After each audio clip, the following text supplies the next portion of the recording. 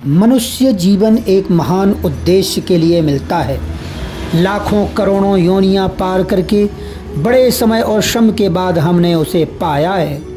ऐसे अमूल्य रत्न का सदुपयोग न करके यूं ही व्यर्थ गवा देना भला इससे बढ़कर और क्या मूर्खता हो सकती है। जीवन का महान उद्देश्य है कि हम ईश्वर का साक्षात्कार करें, परम पद को पाएं। किंतु कितने हैं जो इस ओर ध्यान देते हैं। किसी को तृष्णा से छुटकारा नहीं, कोई इंद्रिय भोगों में मस्त है, कोई अहंकार में लिप्त है तो कोई भ्रमजाल में ही मस्त है। इन विडंबनाओं को उलझाते सुलझाते यह स्वर्ण अवसर बड़ी तीव्र गति से व्यतीत होता जा रहा है। मृत्यु सिर के ऊपर नाच रही है, पल का भरोसा नहीं, न जाने किस घड़ी गला दबा दे। आज क्या क्या मंसूबे बांध रहे हैं, हो सकता है कि कल यह सब धरे के धरे रह जाएं और हमारा डेरा किसी दूसरे देश में ही जा गड़े। ऐसी विषम बेला में अचेत रहना बड़े दुर्भाग्य की बात है। भूल जाओ, आंखें खोलो, सचेत हो। जीवन क्या है, हम क्या हैं, संसार क्या है, हमारा उद्देश्य क्या है। इन प्रश्नों को उतना ही महत्वपूर्ण समझो जितना कि रोटी को समझते हो। निरंतर इन प्रश्नों का विचार करने से आप उस मार्ग पर चल पड़ेंगे जिसे मृत्यु की तैयारी कहते हैं। जो काम कल करना है उसका बंधन आज से ही सोचना होगा। आपके मृत्यु का समय निर्धारित नहीं है, इसलिए उसकी तैयारी आज से, इसी क्षण से आरंभ करनी चाहिए। दुख, विपत्ति, व्यथा और पीड़ा का कारण अज्ञान है।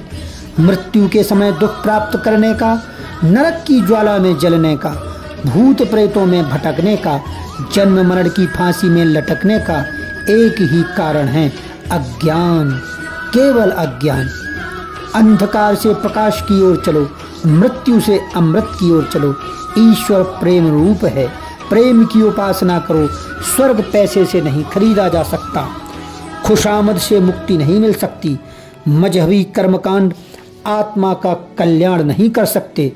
दूसरों की ओर मत ताकिए कि कोई हमें पार कर देगा, क्योंकि वास्तव में किसी भी दूसरे में ऐसी शक्ति नहीं है।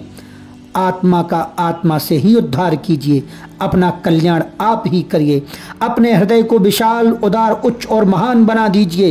अहंकार का प्रसार करके सबको आत्मदृष्टि से देखिए। अपनी अंतरात्मा को प्रेम में सराबोर कर लीजिए और उस प्रेम का अमृत समस्त संसार पर बिना भेदभाव के छिड़किए। अपना कर्तव्य धर्म निष्ठा पूर्वक पालन कीजिए। व्यवहार कर्मों में रत्ती भर भी शिथिलता मत आने दीजिए, पर रहिए कमल पत्रवत। राजा जनक की तरह कर्मयोगी बनिए। अनासक्त रहिए, सर्वत्र आत्मीयता की दृष्टि से देखिए। अपनी महानता का अनुभव कीजिए और गर्व के साथ सिर ऊंचा कर उठाकर कहिए, सोहम, वह मैं हूँ।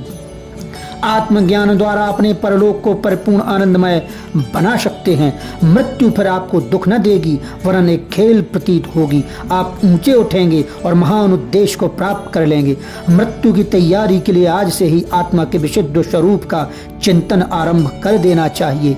अपनी महानता का ज्ञान होते ही माया मोह के सारे बंधन टूटकर गिर पड़ेंगे और आनंददायक दृष्टि प्राप्त हो जाएगी। अपने तुच्छ और स्वार्थपूर्ण विचार को त्याग कर अपनी महान आत्मा के दरवाजे पर सिंहनाद कीजिए।